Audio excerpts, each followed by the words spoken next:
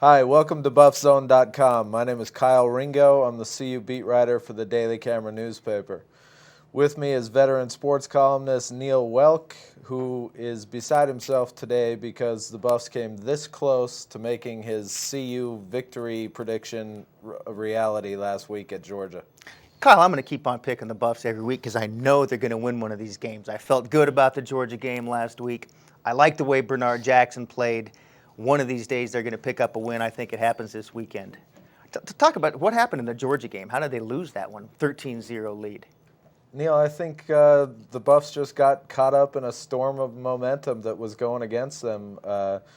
Hugh Charles fumbles the ball there late in the fourth quarter, gives Georgia possession back, and the crowd down there at Sanford Stadium, 92,000 people, just came unglued. And it was at that point that you could kind of sense that this wasn't going to turn out well for the Buffs.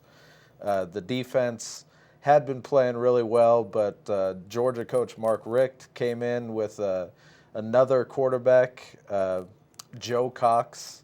It's kind of ironic that a guy named Cox ended up beating the Buffs this week when the Buffs were kind of playing in honor of James Cox, whose father died last week. But anyway, Joe Cox comes into the game and leads a couple of touchdown drives. The Georgia offense was just much better with him in the game instead of Matthew Stafford.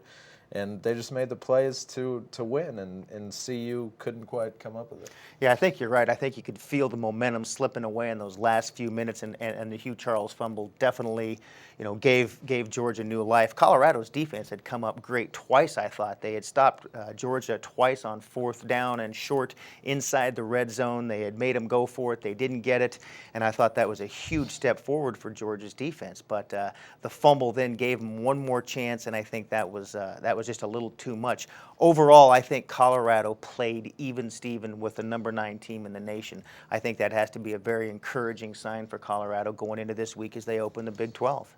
Yeah, you know what? A week ago, we were sitting here talking about the prospect of maybe Cody Hawkins being inserted into the lineup at some point, and maybe it's time to burn his red shirt. Maybe it's time to change quarterbacks once again. It would be the third time this year, and Now wait a minute. You were talking about that. I was a Bernard Jackson guy. I like Bernard Jackson. I was sticking with Bernard. I thought when he started the game against CSU, and he played okay. He played better the next week against ASU. I wanted to see what he could do at Georgia. I've been a Bernard Jackson guy. All right. Bottom line is, man, a couple of weeks ago, you were the guy saying Cody Hawkins is the best quarterback on the team right now. He was at that time. All right. Yeah, well, he was. If you saw Bernard Jackson play against CSU, there still might have been, some question about that.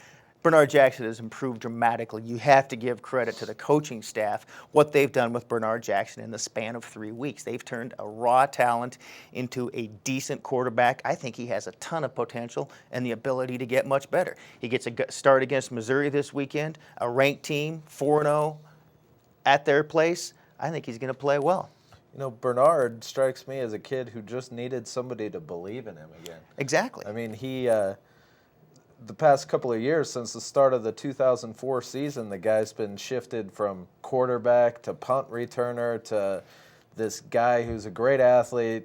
Coaches were talking about, we got to get him on the field. They tried him at wide receiver. They tried him at running back last year. In fact, at the end of the Missouri game last year, Bernard Jackson was in at tailback, getting a couple of carries.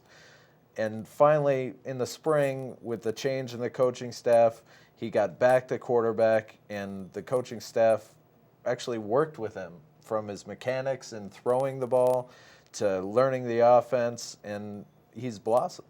You're right, Kyle. He has blossomed, and I think you're going to see more improvement this weekend when they go to Missouri.